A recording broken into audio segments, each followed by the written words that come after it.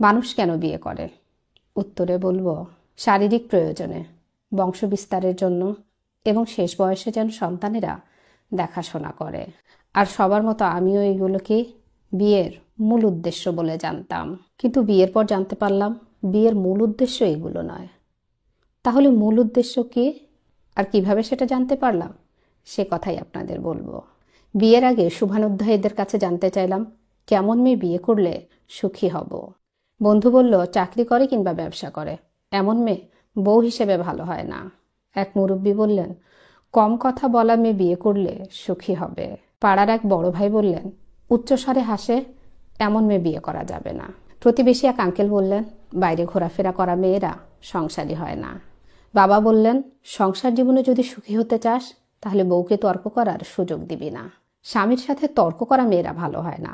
চাচা বললেন, যদি দাম্পত্য জীবনে সুখী হতে চাস তবে বউকে টাচ মোবাইল ব্যবহার করতে দিবি না। মনে রাখবি, এই মোবাইল হলো সমস্ত নষ্টের গোড়া। বড় মামা বললেন, বউকে অন্য পুরুষদের সাথে মিশতে দিবি না, কারণ অন্য পুরুষদের সাথে মেশা মেয়েদের স্বামীর দিকে মন থাকে না। সেজ ফুপি বললেন, বউ যদি বিয়ের পর পড়াশোনা করতে চায় তাহলে অবশ্যই পড়াশোনা করাবি না, পড়াশোনা করালে দেখবি গোপনে ক্লাসমেটের সাথে প্রেম করে ফেলবে। ছোট চাচা বললেন, বউয়ের সাথে হাসাহাসি করবি না, তাহলে দাম থাকবে না। এমনভাবে মিশবি যাতে তোকে ভয় পায়, তাহলে সুখী হতে পারবি। উপরোক্ত জ্ঞানগুলো নিয়ে বিয়ের জন্য পাত্রী দেখতে শুরু করলাম। অনার্সে পরে এমন একটা মেয়েকে ভালো লাগলো, কিন্তু সমস্যা হলো মেয়েটা বিউটিশিয়ান, তার একটা পার্লার আছে। সম্বন্ধ যে এনেছে তাকে বললাম, মেয়ে যদি পার্লারের কাজটা ছেড়ে দেয় তাহলে বিয়েতে আপত্তি নাই। পার্লারের ব্যবসা বন্ধ করতে মেয়ে রাজি হলো না, কিন্তু বাবা মায়ের চাপে রাজি হলো। তারপর মেয়েটার সাথে আমার বিয়ে হয়ে গেল। বিয়ের রাতে মেয়েটাকে ভারী গলায় বললাম, তোমাকে একটা বাটন মোবাইল কিনে দেব।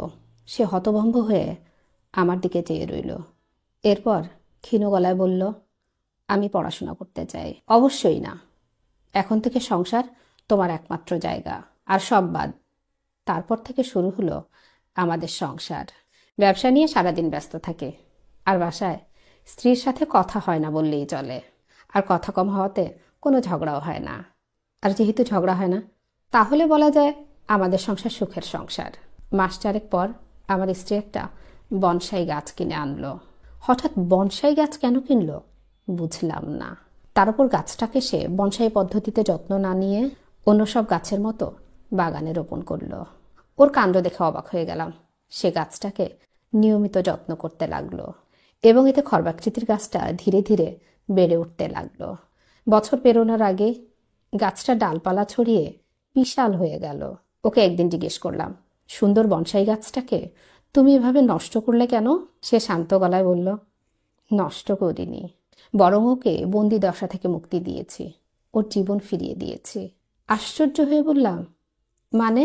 সে বলল, মানুষেরা কাঁচি দিয়ে কেটে ছেটে ছোট পাত্রে রেখে গাছকে বনসাই করে তোলে, যা দেখে সবাই মুগ্ধ হয়, কিন্তু এটা করতে গিয়ে তারা গাছের স্বাভাবিক বৃদ্ধি আটকে দেয়, যা অন্যায়। অন্যায় কেন? তোমাকে যদি বিকশিত হতে না দিয়ে জোরপূর্বক বন্দি করে বামন বানিয়ে রাখা হয়, তাহলে কি তোমার সাথে ন্যায় করা হবে? এরপর প্রাণবন্ত গাছটির দিকে তাকিয়ে দীর্ঘশ্বাস ফেলে বলল, আমিও এভাবে বিকশিত হতে পারতাম যদি উপযুক্ত পরিবেশ পেতাম। ওর কথা শুনে চমকে উঠলাম, এবং তৎক্ষণাৎ বুঝতে পারলাম সে কেন বনসাই গাছ কিনেছিল, আর কেন গাছটাকে বনসাই অবস্থা থেকে মুক্তি দিয়েছিল। মাথা মোটা বলে দিনের পর দিন চোখের সামনে গাছটাকে দেখেও বিষয়টা বুঝতে পারিনি। তারপর সে বলল, আচ্ছা বলো তো, বিয়ের উদ্দেশ্য কি? আমি আমার জানা উদ্দেশ্যগুলোর কথা বললাম। জবাবে সে বলল, শারীরিক প্রয়োজন, সন্তান উৎপাদন, শেষ বয়সে সন্তানের সেবা পাওয়া। এগুলো বিয়ের উদ্দেশ্যের মধ্যে পড়লেও এগুলো কিন্তু আসল উদ্দেশ্য নয়। আসল উদ্দেশ্য তবে কি? বিয়ের আসল উদ্দেশ্য হলো স্বামী স্ত্রী দুজনের বিকশিত হওয়া। এজন্য একে অন্যকে সহযোগিতা করতে হবে। যদি দুজনের বিকাশ না হয়, কিংবা একজনের হলো আরেকজনের হলো না, তাহলে বুঝতে হবে সংসার সঠিকভাবে চলছে না। এই প্রথম জানলাম বিয়ের উদ্দেশ্য, যা আগে আমাকে কেউ বলেনি। সবাই বলেছে অন্য কথা। এরপর বেড়ে ওঠা গাছটির দিকে তাকালাম। গাছটি সৌন্দর্যে, স্বাস্থ্যে, ঔজ্জ্বল্যে জলজল করছে।